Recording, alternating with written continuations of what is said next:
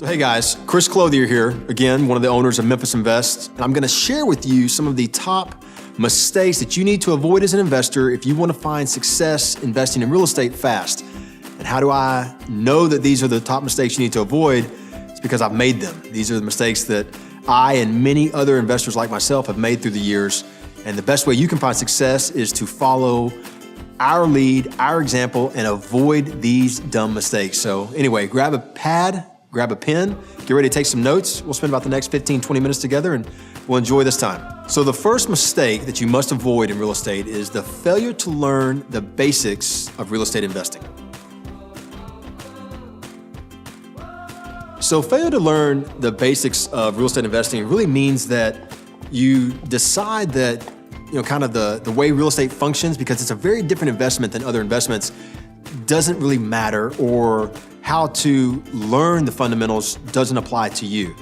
Some of the mistakes that you'll make if you don't understand the fundamentals of real estate is you won't understand how price, how rent, how long-term capital expenditures, how the cost of owning that home, both on the monthly basis and over time, how it all fits in together to affect you as an investor.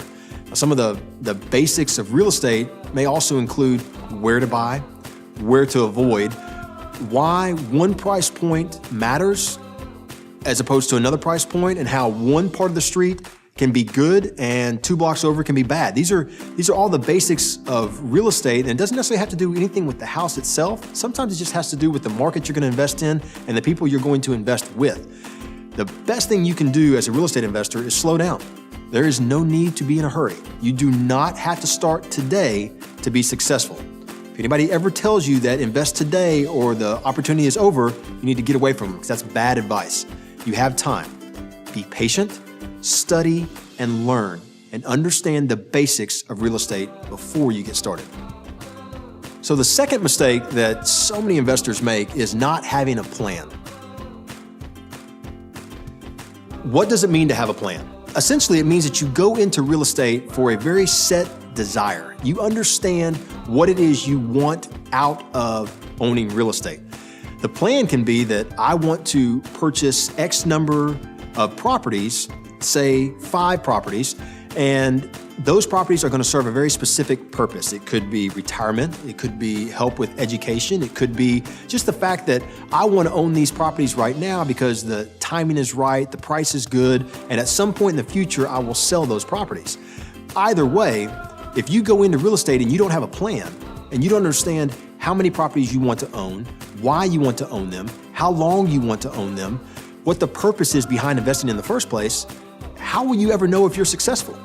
I can promise you this, more investors have failed because they have taken the steps to get started, they've moved forward without a plan and gone about it haphazardly. What they end up with is a complete mess and no idea how to get out of it because they don't know why they got in it in the first place. So make sure, just like step 1, you slow down. Put together a plan. Understand exactly how many properties you want, why you want them, and what you want them to do for you. So another huge mistake that investors make, especially real estate investors, is they approach it with a stock market mentality. Real estate functions very, very different than traditional stock market investing. Investors that go into the stock market and they feel like I can buy today and I can sell tomorrow and get my money right back. Maybe I made some, maybe I lost some, but either way I can get it back immediately and I can get in and out on a whim. Now, real estate does not and should not function that way. As an investor, if that's what you want to do, then you should invest in the stock market, not real estate. Because with real estate, most investments are going to take time. Now, it might be a short period of time, or it could be a long period of time. But either way, they are not liquid. This is not the type of investment that you go into saying that at any given point, I can get out of it very quickly. I can just sell based on wherever the market is and say I'm done. Real estate, of course, takes time. It takes time to get in and it takes time to get out. My advice, and this goes back again to my own dealings with real estate, is that you need to enter into real estate with the expectation that you're going to be there for a while, that this is a long-term investment. The next mistake that we see many, many investors make is the mentality that this is a great way to get rich quick. So who doesn't want to get rich quick? All of us do. Getting rich quick is it's a fantasy that's been put out there for us for many, many years. And there's all kinds of different ways to do it, all kinds of different plans to do it. And often when there is a get rich quick plan, the only person getting rich is the person selling the plan, not the person buying it. I can tell you that real estate is not about getting rich quick. Now, there are many investors who we will call it a mix of skill and luck. And even they will tell you that there's always luck involved when you strike it big, when you have a really big payday. It takes skill because the person had to be able to find the deal and had the forethought to be able to get into it and the wherewithal to be able to do a big deal that they make a lot of money on. Get rich quick, though, is rare. Now, what most investors should do, and especially in a mistake that most should avoid, is this idea that just getting involved in real estate means I'm going to get rich quick. This is, as I've already told you, a long-term play. Little bitty incremental advances in your wealth, in your income, in your net worth, those things happen over time and they incrementally grow. And so you start off very, very small, but it grows and grows and grows and grows and grows. And over time, you're able to build real wealth. That comes from a very patient, very informed, and very smart plan put together from the beginning. Not this idea that I'm gonna strike it rich fast. A huge mistake that investors have to make sure they avoid is investing blind without help from somebody, without a mentor or a team. It's funny, one of the big debates today is about whether or not investors should or should not pay for coaching, mentorship, study programs, any of these types of things. And I'm not gonna sit here and tell you that you should or should not. What I am gonna tell you is that the best of the best in anything, any industry, whether it be real estate investing, whether it be sports, whether it be even general business, almost all of them have mentorship and coaching involved somewhere in their past. It just makes sense that you would want to surround yourself with people that are successful. They have a track record of being able to be successful in the business that you're entering into. So with real estate, you should absolutely surround yourself with good mentors, good partners, good team members, people that are going to help build you up and help you find success. They may not necessarily be vested in your success, but they want you to succeed. And whether you pay them or don't pay them doesn't matter. That's not the point. The point is that who you surround yourself with matters. This is not a go it alone type of venture. That is the long way for sure. If you want to reduce the amount of time it takes you to learn real estate and to find success in real estate, surround yourself with good mentors, good team members. They'll help get you there faster.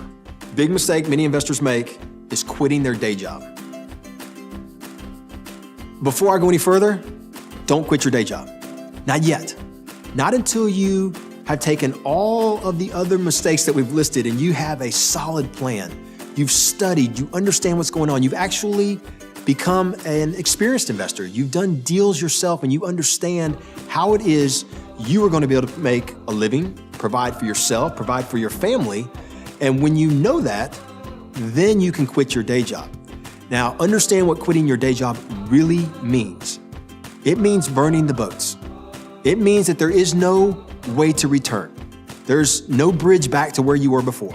When you leave your day job, you're pushing forward and saying, I am going to be a professional, full-time real estate investor.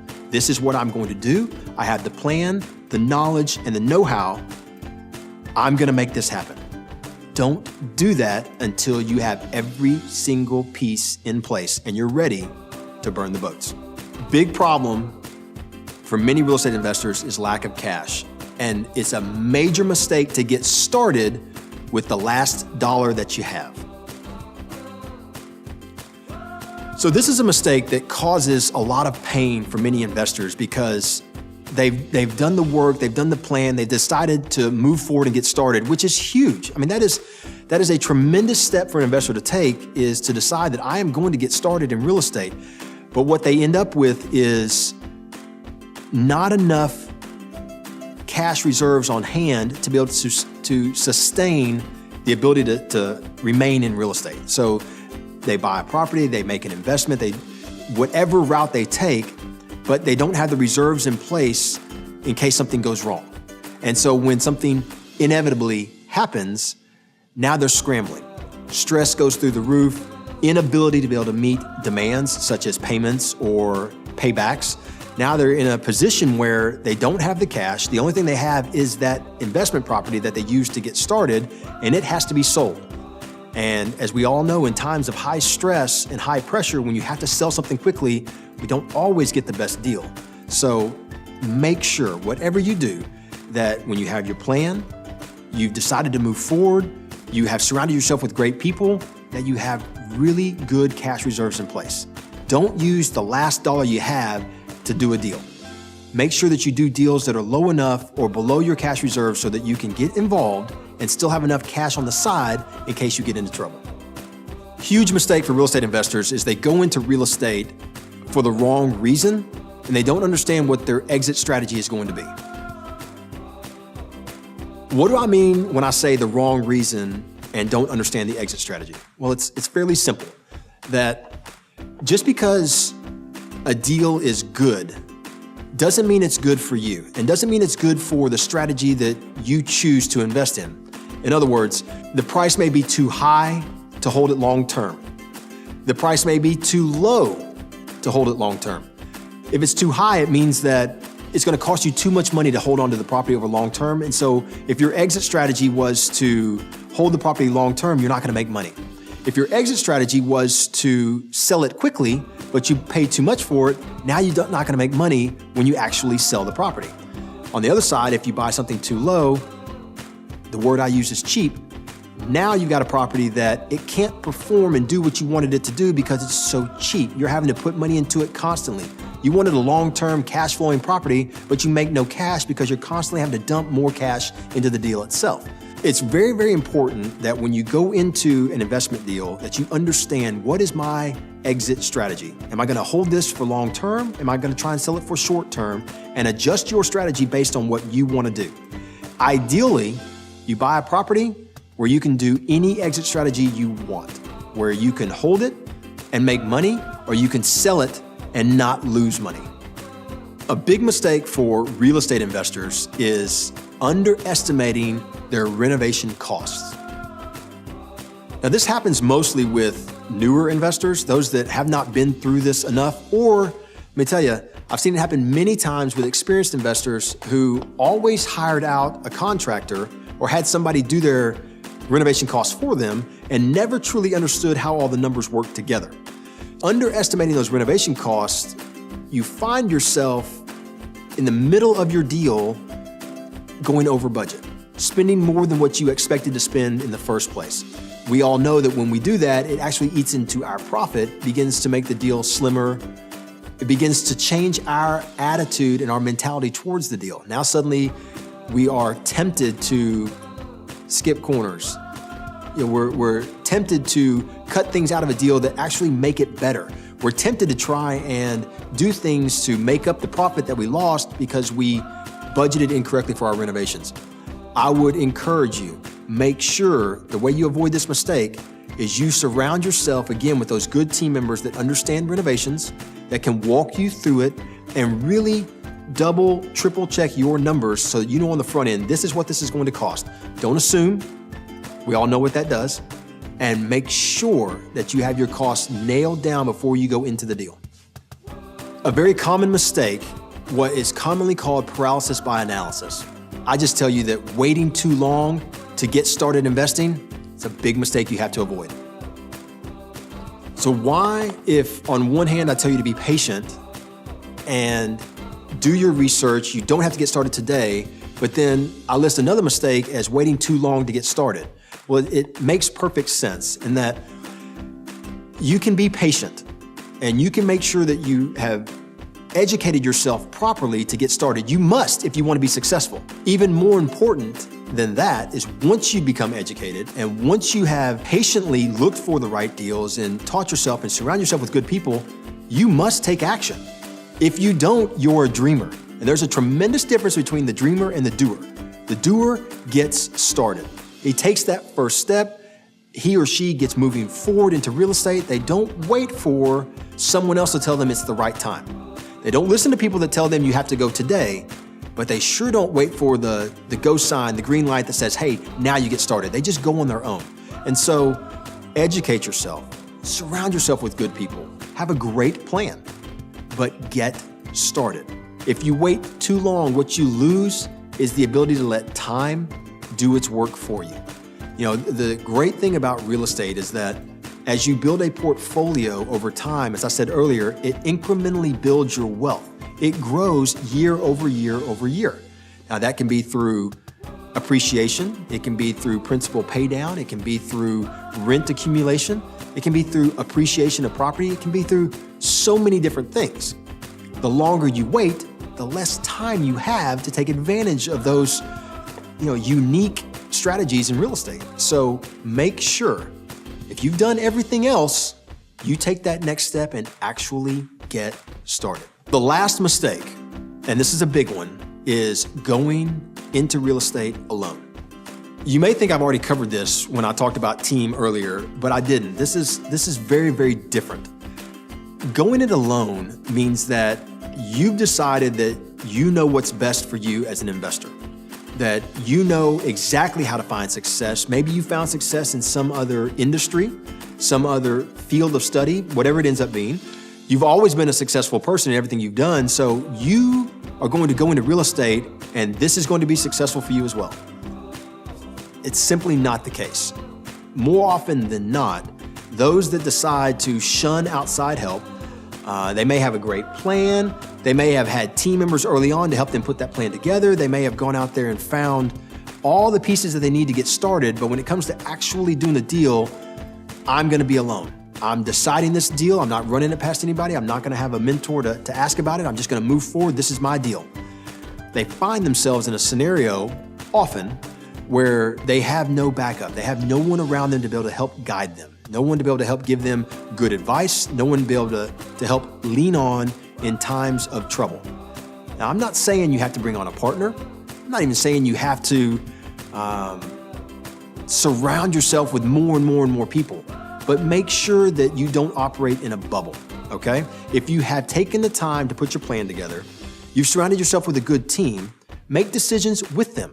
Show them what your plan is. Show them the deals that you want to do, and make sure that you have good people to be able to help you find success. That's what real estate is all about. There have been so many of us that have gone through this before. We've faced the firing squad. We've hit the mistakes. We've gone through all the bumps and potholes along the way. We can point them out to you. We can help direct you to them. And so make sure you surround yourself with those that are going to give you good, high quality advice, and don't try and go it alone. I love sharing with other people. Connecting is a huge deal with me. I am one of those that loves to connect. I love to shake hands. I love to hear stories. I love to share my story. There is nothing that's happened to me that I am not proud of in one way or another. I've been through plenty of ups and downs, and I don't wear badges of honor nor badges of shame. It is what it is. As an investor and one that's invested for many years, I have known the euphoria of having a great deal, and I still have deals that I've owned for 14, 15 years. And I've had those moments where I almost struck it rich, almost that get rich quick thing where I've had this really, really good deal. But then I've also had the moments of, man, I made some major mistakes. I bought houses I should have never bought. I found myself really struggling at times as an investor. It's only made me stronger, and more than anything else, it's made me want to share. So thank you very much for joining me. I hope that you took the time to jot down some of the notes I had. Feel free to reach out at any time if there's anything that I can do to personally help you. Hope to hear from you soon. Take care.